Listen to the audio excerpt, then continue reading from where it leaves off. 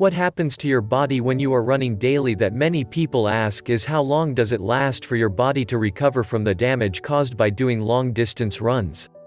In a very general sense, it depends on several factors. There are things that can greatly affect the amount of time your body takes to heal. One of the biggest factors is the length of time you run each day. This really doesn't matter much if you run short distances or if you run often.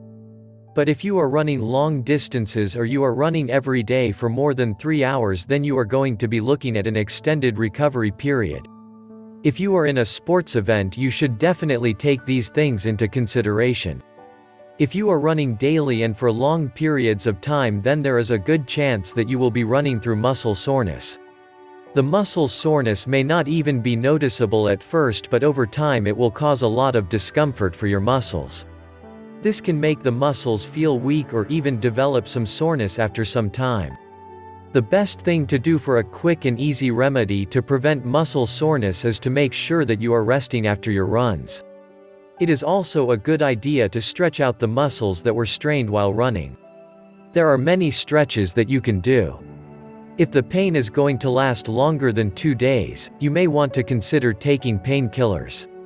If you are not used to pain medication and you start feeling any pain after you've taken a painkiller, you need to stop what you are doing immediately. Never stop using the medicine if you are experiencing more pain than the original treatment caused. As a final step to preventing muscle soreness, it is important that you are not pushing yourself too hard to get results. When you push yourself too hard, it can actually damage the tendons in your body. If you do this on a consistent basis, it can cause severe injury and pain. If you find that your muscles are becoming sore after a certain amount of rest, then you are probably pushing too hard and should stop. If you have never been known to hurt yourself during a run, then chances are good that you haven't injured yourself doing it at all. But as you become more comfortable with running and with the length of your runs, then you may injure yourself.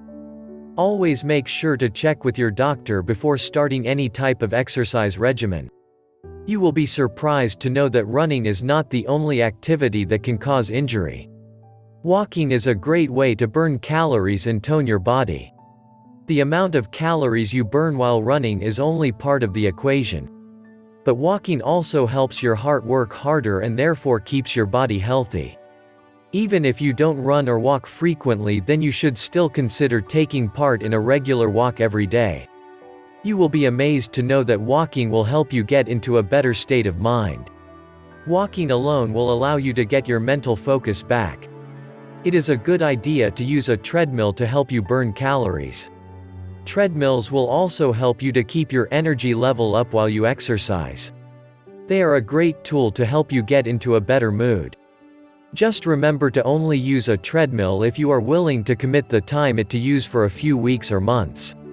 If you are someone who doesn't like to do much physical labor, then you may want to find a way to reduce your daily activities so that you will be able to use your muscles to the fullest.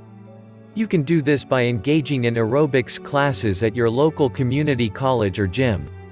If you do weight training or do strength training, then your body will burn more calories and help your body to build lean muscle mass. A good aerobic workout is the best way to go.